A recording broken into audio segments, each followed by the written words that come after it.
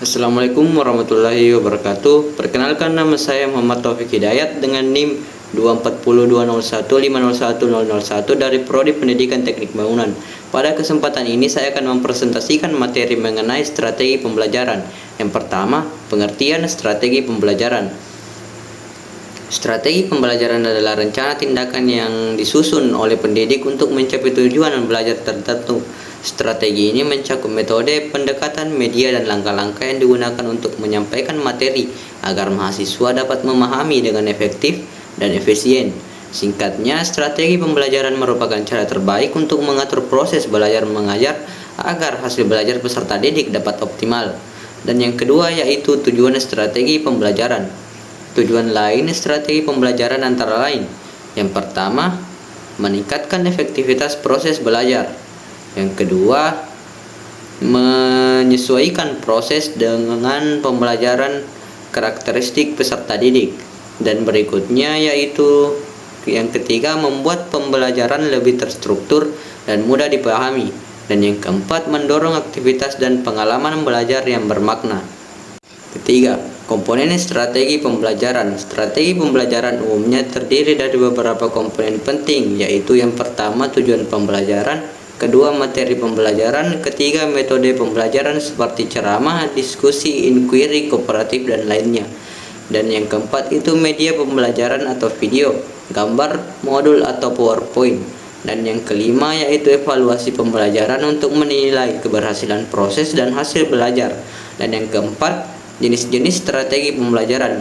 Berikut beberapa strategi umum yang digunakan. Yang pertama, strategi ekspositori. Pendekatan ini dilakukan dengan penyampaian langsung dari pendidik, misalnya ceramah atau demonstrasi. Cocok untuk digunakan untuk materi yang membutuhkan penjelasan dasar secara jelas sejak awal.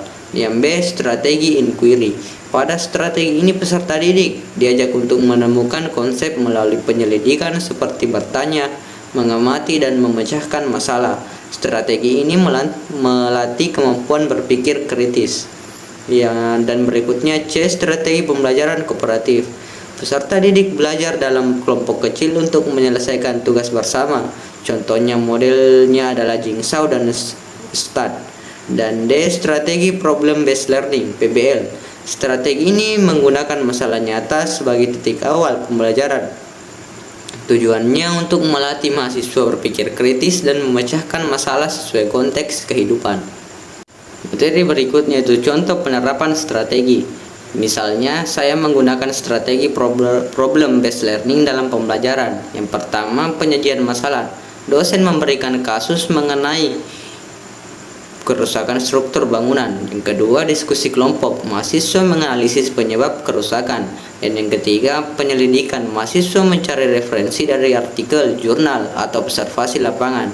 Dan presentasi. Setiap kelompok menyampaikan solusi yang ditemukan. Dan yang berikutnya, yang terakhir, yaitu evaluasi. Dosen menilai proses, pemahaman, dan solusi yang disampaikan.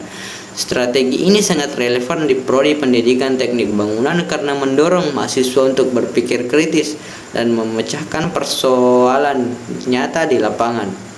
Demikian pemaparan saya mengenai strategi pembelajaran. Semoga materi ini bermanfaat dan mampu memberikan gambaran tentang pentingnya memilih strategi yang tepat dalam kegiatan belajar mengajar. Mohon maaf bila ada kekurangan atas presentasi saya. Terima kasih atas perhatiannya. Wassalamualaikum warahmatullahi wabarakatuh.